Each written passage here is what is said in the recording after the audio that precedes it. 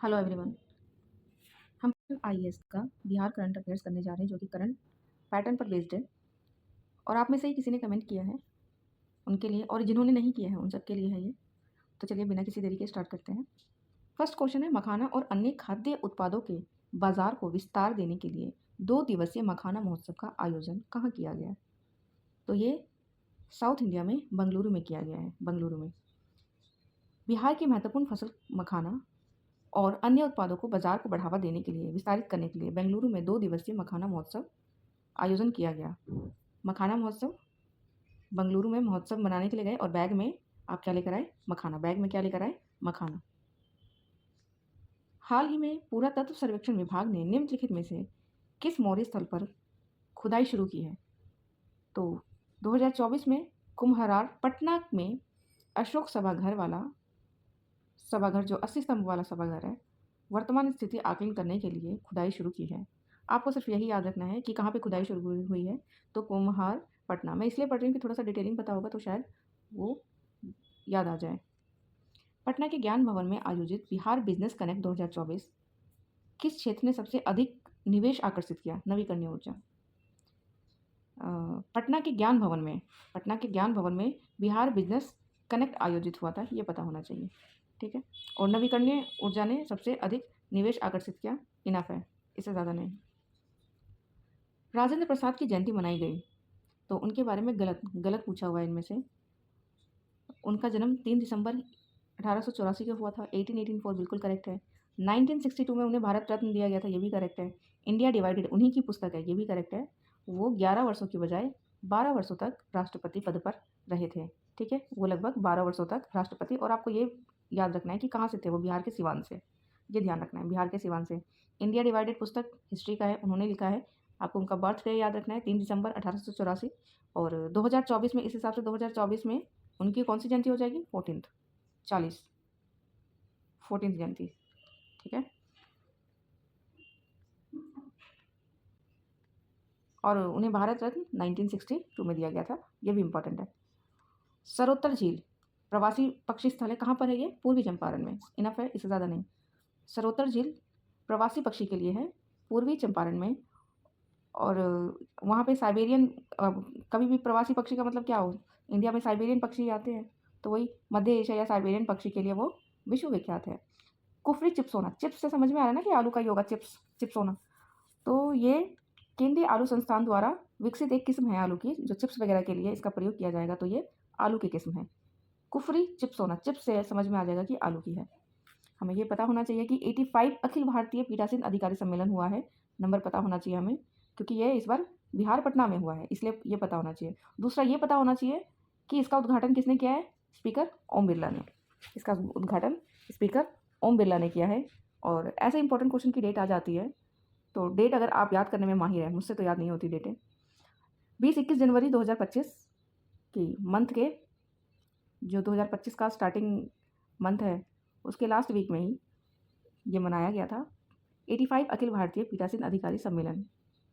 और इसकी थीम क्या थी? संविधान की 75वीं वर्षगांठ, 75वीं वर्षगांठ, संसद और राज्य विधानसभाओं का संवैधानिक मूल्य को मजबूत बनाना। थीम दिमाग में बस ये रख सकते हैं, संसद और राज्य विधानसभा, संसद राज्य विधानसभा और 75वीं वर्षगांठ। ठीक है। हाल ही में आयोजित आईपीएल के लिए खिलाड़ियों की नीलामी में समस्तीपुर का वैभव सूर्यवंशी राजस्थान रॉयल्स ने कितने में खरीदा? तो हमें यह पता होना चाहिए वैभव सूर्यवंशी कहाँ के है? समस्तीपुर के। वैभव सूर्यवंशी, सूर्य पूरा सूर्य जो है, ठीक है, समस्त ऐसे कुछ याद कर सकते हैं, सूर्य से समस्त करके। और समस्तीपुर के हैं। और अभी हमने पढ़ा था कि राजेंद्र प्रसाद कहाँ के? सिवान के। तो उनको कितने में खरीदा राजस्थान रॉयल्स ने? 1 करोड़ 10 लाख, 1 करोड़ 10 लाख में खरीदा है। और इन्होंने क्या है, आईपीएल का दूसरा सबसे तेज शतक लगाने का रिकॉर्ड बनाया है।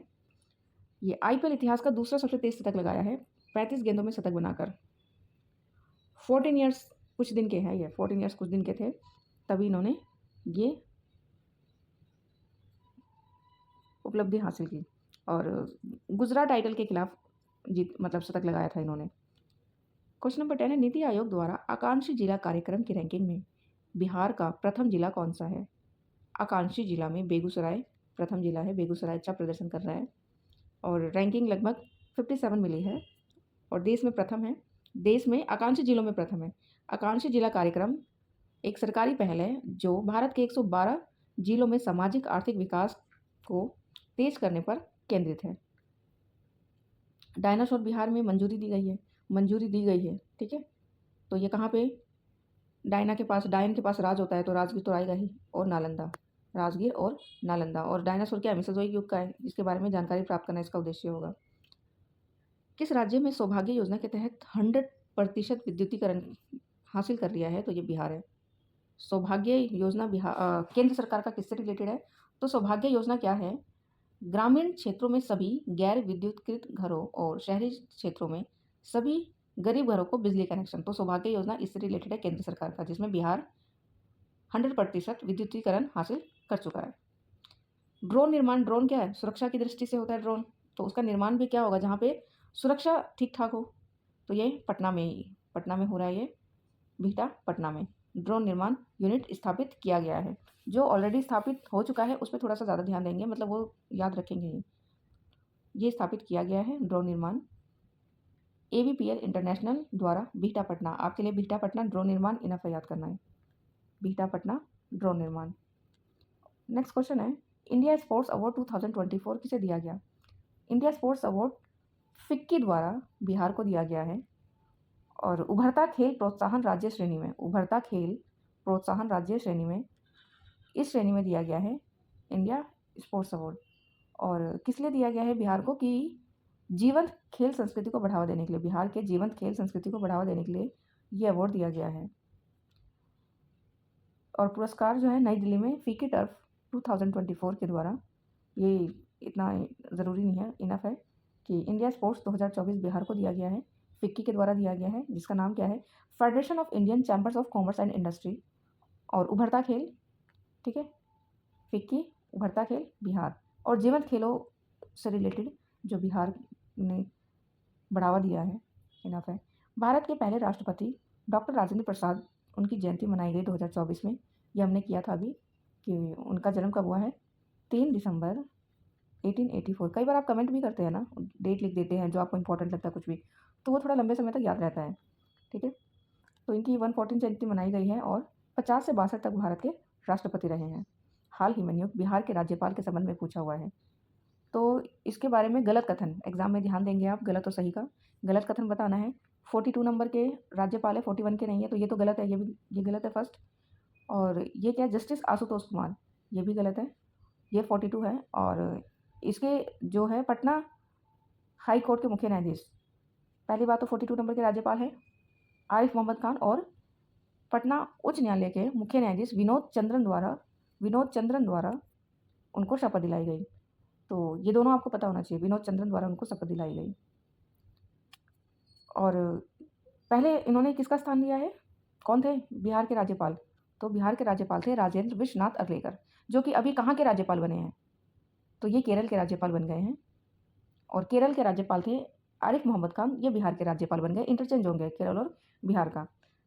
भल्ला मणि, तो भल्ला जी मणिपुर गए हैं, एक आध और नाम ध्यान होने चाहिए आपको। नेक्स्ट क्वेश्चन है, बिहार के पूर्व राज्यपाल जो हैं राजेंद्र विश्वनाथ अर्लेकर, बिहार के पूर्व राज्यपाल, अभी ऊपर देखा हमने, राजेंद्र विश्वनाथ अर्लेकर को किस राज्य का राज्यपाल नियुक्त किया गया है, केरल का। और जैसे कि इन्होंने बताया कि राजेंद्र विश्वनाथ अर्लेकर जो है आरिफ मोहम्मद खान का स्थान लिया है, मतलब आरिफ मोहम्मद खान बिहार के बन गए हैं और वो केरल के बन गए, इंटरचेंज हो गया इनका। और ये भी पॉलिटी का आ जाता है, जो कि याद रखना है आपको कि आर्टिकल 154 के अनुसार राज्यपाल राज्य का संवैधानिक प्रमुख होता है, जो 5 वर्ष के लिए राष्ट्रपति द्वारा चुने जाते हैं। आपको आर्टिकल 154 याद रखना है। ये राज्यपाल राज्य का प्रमुख होता है, जैसे कि राष्ट्रपति केंद्र का प्रमुख होता है, वैसे ही राज्यपाल राज्य का प्रमुख होता है। हाल ही में पटना उच्च न्यायालय के मुख्य न्यायाधीश जस्टिस के विनोद चंद्रन को सर्वोच्च न्यायालय का न्यायाधीश नियुक्त किया गया है। हाल ही में पटना उच्च न्यायालय के मुख्य न्यायाधीश जस्टिस के विनोद चंद्रन को सर्वोच्च न्यायालय का न्यायाधीश नियुक्त किया गया है। उनकी शपथ किसने दिलाई, इस संदर्भ में उनकी शपथ किसने दिलाई, जस्टिस संजीव खन्ना। राष्ट्रपति मुर्मू ने पटना उच्च न्यायालय के मुख्य न्यायाधीश के विनोद चंद्रन को सर्वोच्च न्यायालय का न्यायाधीश नियुक्त किया। अब इस लाइन से क्या पता चल रहा है, कि राष्ट्रपति जो है,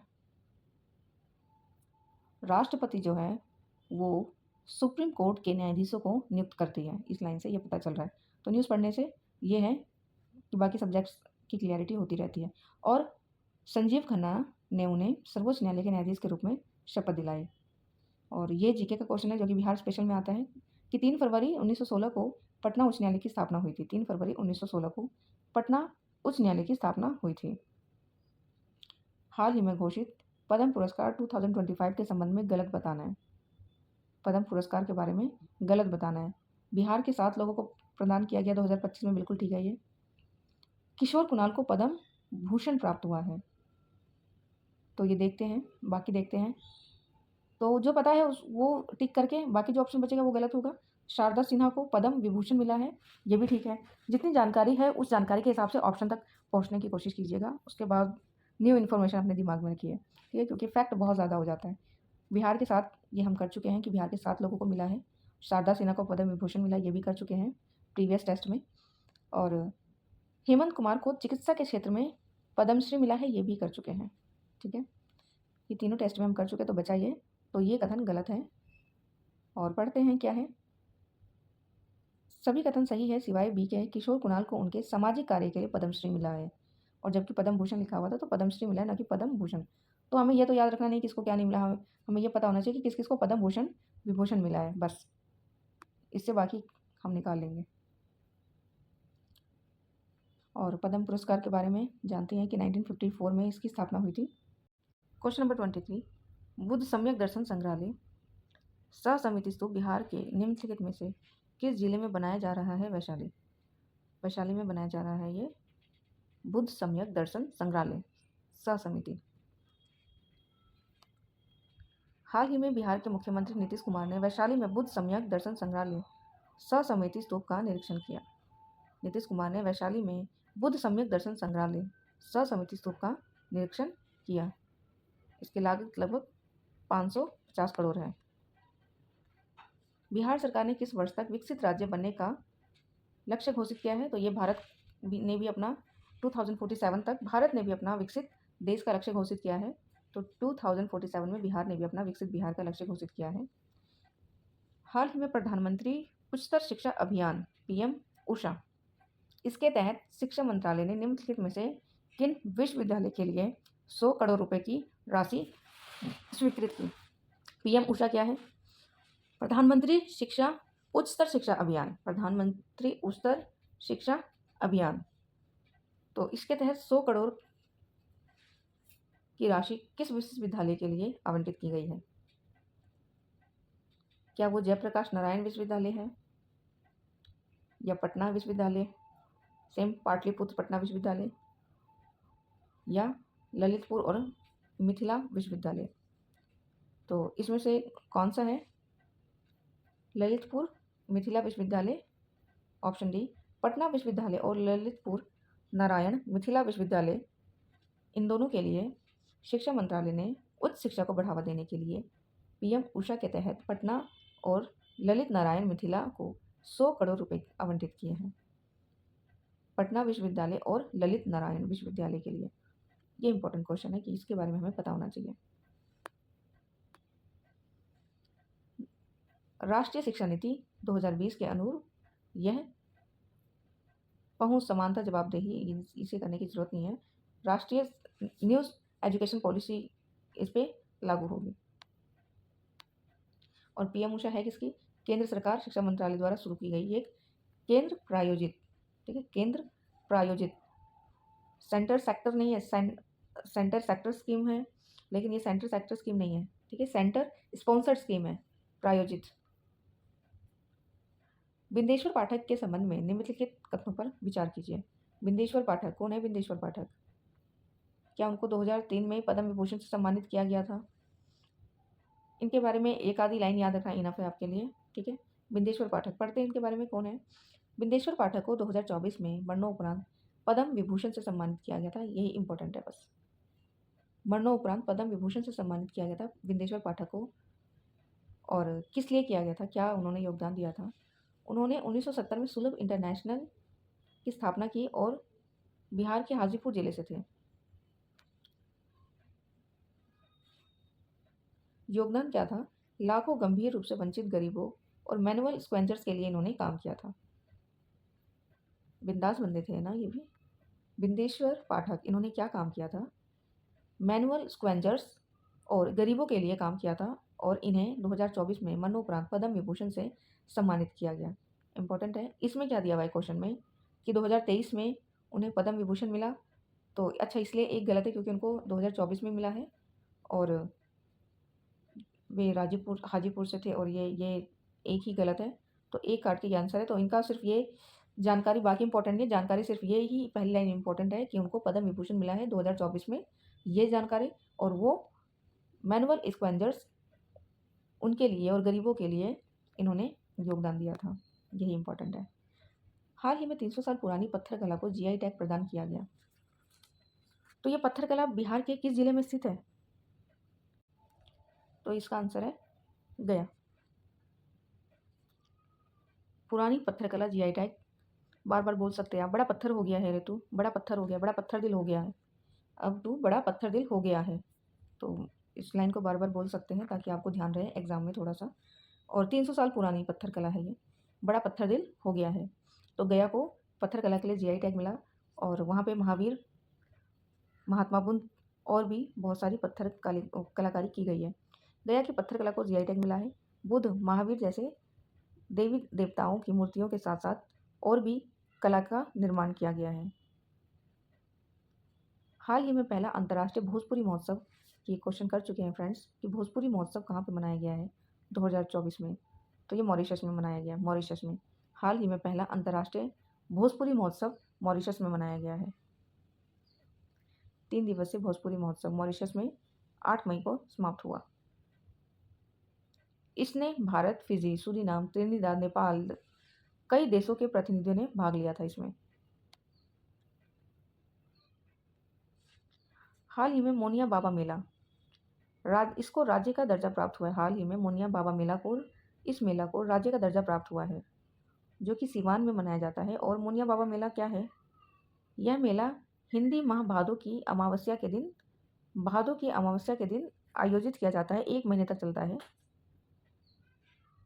101 वर्ष के बाद मोनिया बाबा मेला को राज्य का दर्जा प्राप्त हुआ है। हाल ही में बिहार सरकार ने ऐतिहासिक पुष्करनी तालाब के विकास के लिए 29 करोड़ रुपए की घोषणा की। पुष्करनी तालाब, पुष्करनी कहाँ पे है? वैशाली में। पुष्करनी वैशाली में।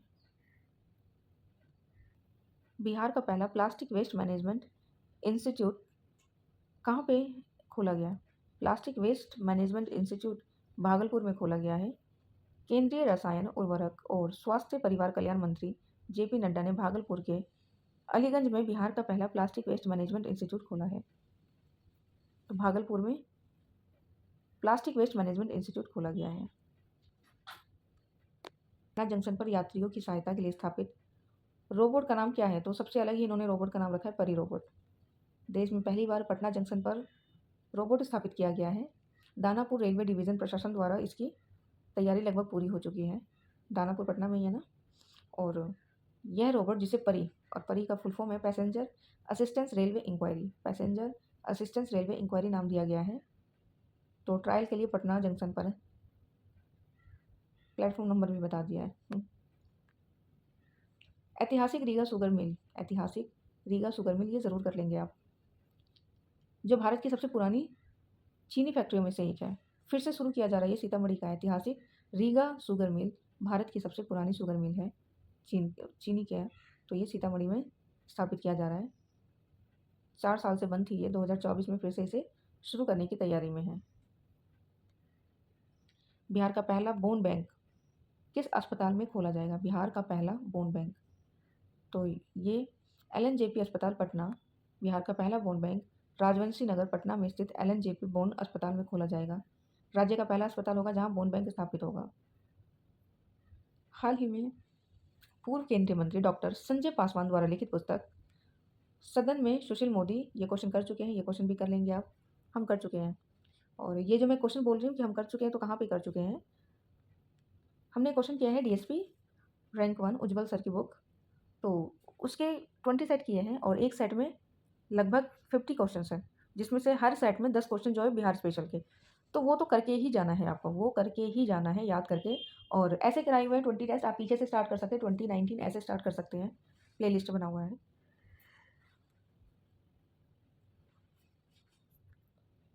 तो वो साथ साथ में याद होते जाएंगे, उसको इतने अच्छे तरीके से कराया है मैंने। नेक्स्ट क्वेश्चन, हाल ही में पूर्व केंद्रीय मंत्री डॉक्टर संजय पासवान द्वारा लिखित पुस्तक सदन में सुशील मोदी। तो सदन में सुशील मोदी, ये किसकी पुस्तक है, किन्होंने लिखा है? तो संजय पासवान द्वारा लिखित है, ठीक है, ये पता होना चाहिए। इस पुस्तक को किसने लॉन्च किया है? राज्यपाल आरिफ मोहम्मद खान ने। राज्यपाल आरिफ मोहम्मद खान ने। ये क्वेश्चन इंपॉर्टेंट है, क्वेश्चन और आंसर दोनों भी, ठीक है। संजय पासवान द्वारा लिखित पुस्तक है सदन में सुशील मोदी।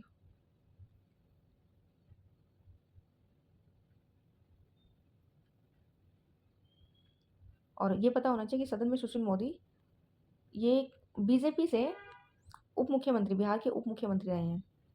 बीजेपी से बिहार के उप मुख्यमंत्री पर काम किया है। हाल ही में इनका निधन हो गया था, तो ये पुस्तक उनकी थी। निम्नलिखित में से कौन सा बिहार में डिज़ाइन किया गया पहला एआई आधारित सुपर कंप्यूटर है? तो बिहार क्या बनाएगा? परम बुद्ध। परम बुद्ध। हाल ही में सीडेक पटना परम बुद्ध विकसित किया है सुपर कंप्यूटर, जो पहला एआई आधारित सुपर कंप्यूटर है बिहार का। तो बिहार में डिज़ाइन किया गया पहला एआई सुपर कंप्यूटर है। 37, बिहार सरकार ने देश रत्न डॉक्टर राजेंद्र प्रसाद की जयंती को किस दिवस के रूप में मनाया? तो क्वेश्चन इसमें यह भी इंपॉर्टेंट है कि देश रत्न के नाम से किसे जाना जाता है? देश रत्न, याद रखेंगे इस शब्द को। डॉक्टर राजेंद्र प्रसाद को देश रत्न के नाम से जाना जाता है। और इस क्वेश्चन में है कि उनकी जयंती को किस दिवस के रूप में मनाया जाएगा? तो मेधा दिवस। मेधा दिवस। डॉक्टर राजेंद्र प्रसाद की जयंती 3 दिसंबर को है और उनका जन्म 3 दिसंबर 1884 को बिहार सरकार ने मेधा दिवस के रूप में मनाने की घोषणा की है। बस इतना ही है। और ये पढ़ चुके हैं कि 50 से 62 तक वो भारत के पहले राष्ट्रपति के रूप में कार्य किया। हाल ही में बिहार राज्य स्तरीय युवा महोत्सव 2024 का आयोजन किस स्थान पर हुआ? बिहार राज्य स्तरीय युवा महोत्सव गांधी मैदान लखीसराय। कर लेंगे क्वेश्चन। गांधी मैदान लखीसराय में बिहार राज्य स्तरीय युवा महोत्सव का आयोजन हुआ।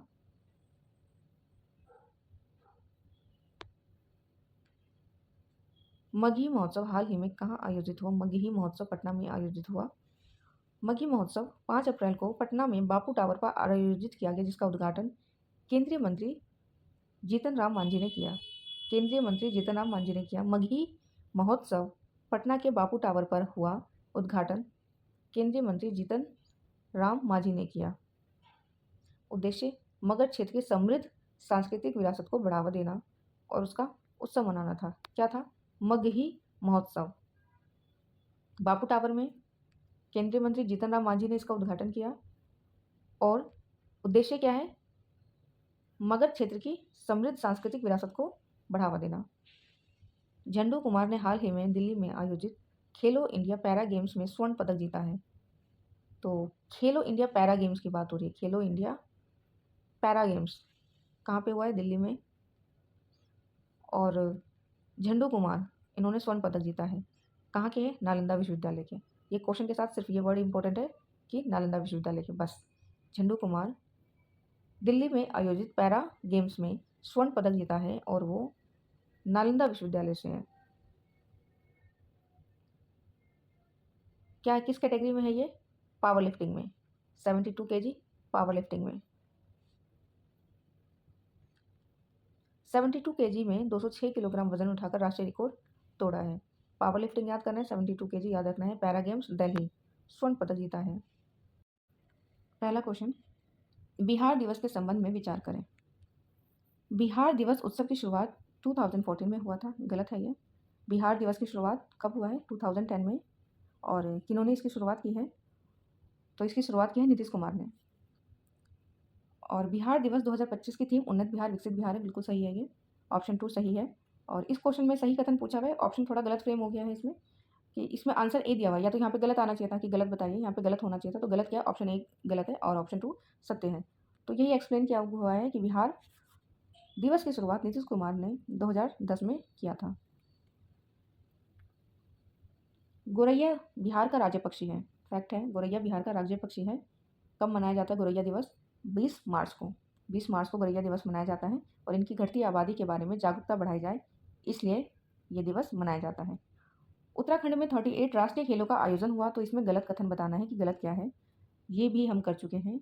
उत्तराखंड में 38 राष्ट्रीय खेल, तो इसकी थीम क्या है? Green games. ये भी ठीक है कि ग्रीन गेम्स इनकी थीम थी। बिहार 12 पदकों में 30 स्थान पे था, तो देखते हैं अभी ये, ठीक है। 38 राष्ट्रीय खेलों में 25 वर्षों के बाद स्वर्ण पदक जीता है, ये पढ़ चुके हैं। जो हम पढ़ चुके हैं उस नॉलेज के साथ देखते हैं क्या हम पहुंच पा रहे हैं। नेक्स्ट है कि स्वर्ण पदक जीता है बिहार ने और लोन बॉल में, ये पढ़ा है हमने कि लोन बॉल में स्वर्ण पदक जीता है, हमने ये पढ़ा है, ये भी ठीक है। हमने क्या पढ़ा है? स्वर्ण बॉल में लोन पदक। इनका नाम नहीं पढ़ा था इतना, तो नाम देख लेते। खुशबू कुमारी, निखत जैन और पायल प्रीति। ट्रिपल महिला लॉन बॉल में स्वर्ण पदक जीता, तो हमने देख लिया कि तीनों कथन सही है और इसके बारे में हम पढ़ चुके हैं। और ये तो वैसे ही 25 वर्षों के बाद बिहार स्वर्ण पदक जीता है, तो ये तो वैसे ही हमें पता होना चाहिए। तो गलत क्या है ये और क्या गलत है इसमें? ये पूरी लाइन ठीक है, लेकिन 30वें स्थान की जगह 29 स्थान पे बिहार किस पे? 29 स्थान पे। बिहार 12 पदकों के साथ 29 स्थान पर रहा है। बहुत करीब ऑप्शन दिया हुआ था इसमें ताकि बच्चों को याद रहे। 44 क्वेश्चन। हाल ही में अंशिका कुमारी जो 38 राष्ट्रीय खेलों में तीरंदाजी में रजत पदक जीता है। अंशिका कुमारी राष्ट्रीय खेलों में तीरंदाजी में रजत पदक जीता है, मुंगेर से है ये।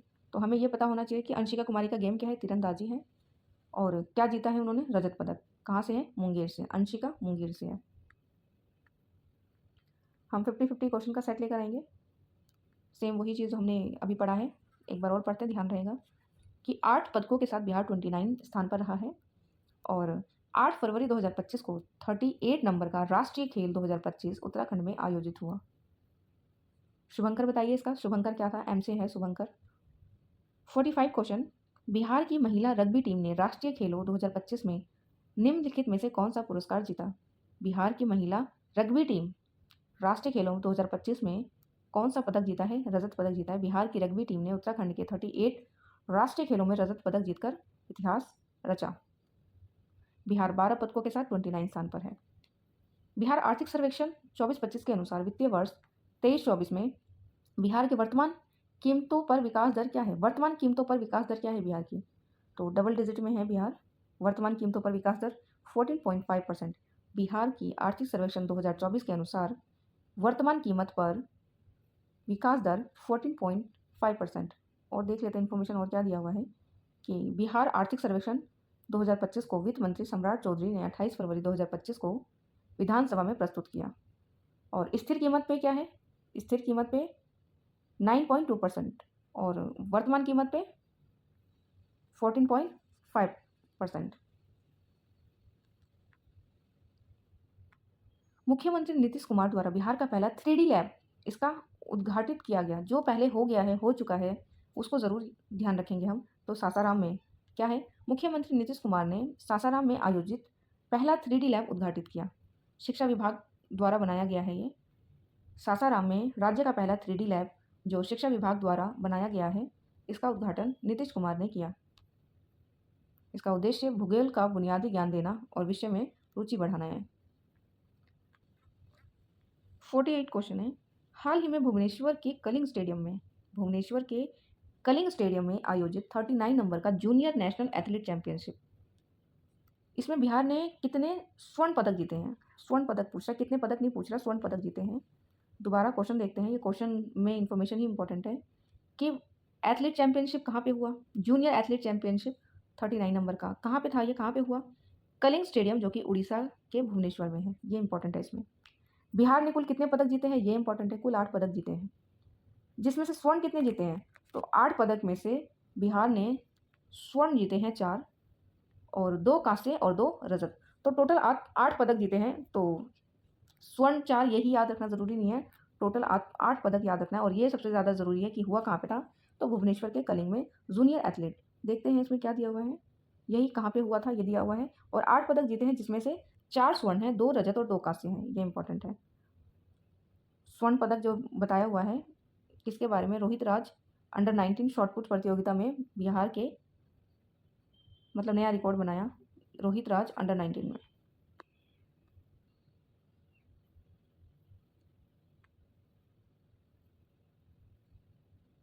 क्वेश्चन नंबर 49, गोवा में आयोजित 24 नंबर का नेशनल पैरा स्विमिंग चैंपियनशिप 2024 में दो 3 पदक जीते हैं।